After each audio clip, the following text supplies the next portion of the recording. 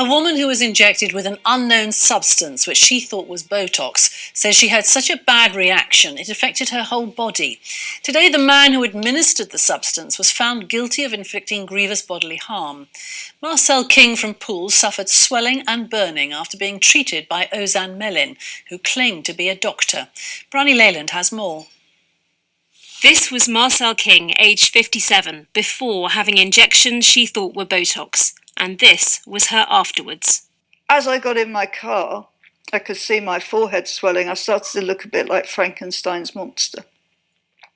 And by the time I got home, my face was swelling out sideways. The injections were given to Marcel at a house in Poole by Ozan Melin in 2013. He told Marcel, who'd responded to an online ad, that he trained as a cosmetic surgeon. But the court heard he was not medically qualified and was using an unknown and dangerous substance. I asked Ozan Melin, in his medical opinion, should I go for help? And he said, no, just put a flannel on it and take some ibuprofen, it's perfectly normal. The next day, Marcel went to A&E and was given treatment for anaphylactic shock. The burning was really, really awful, but it was a whole systemic thing. The lymph nodes in my groin had come up. You could tell the whole body was being affected by it. It was just a horrible experience. Marcel says she still gets facial pain. Today, Ozan Melin was found guilty of inflicting grievous bodily harm on Marcel and another victim, Carol Kingscott. He was cleared of a charge relating to a third woman and will be sentenced next month. An email from police with news of the verdict came through as we filmed with Marcel. God. I'm going to cry now, sorry. How do you feel? That's the news you've been waiting for.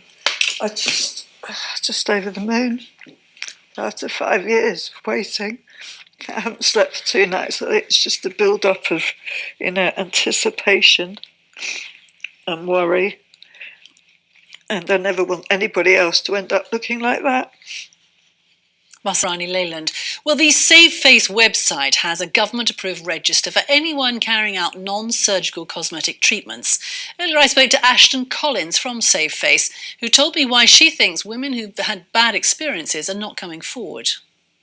Yeah, I think it's a number of factors, really. I think embarrassment does play into it. I think they, often feel silly, which is, incorrect. I mean, if you have been harmed by one of these people, then you should absolutely come forward. I think the other challenge is actually knowing who to report it to.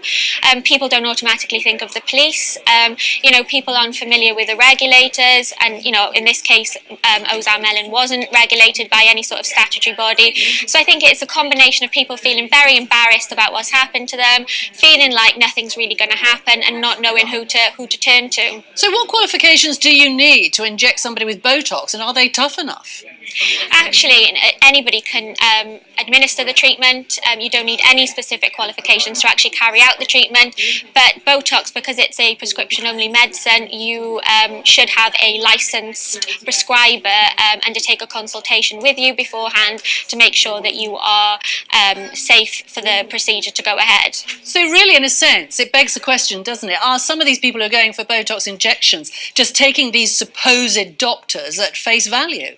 Yeah, absolutely. And I think, the majority of people wouldn't occur to them to think that somebody would lie and pretend to be a doctor. I think, it's a profession that people have a huge amount of trust in, and I think people have been duped. And sadly, in this case, there are people that masquerade and claim false qualifications, and people just don't know how to do the checks. People are often told, check that they are who they say they are, but they don't know what to check or where to go to check it.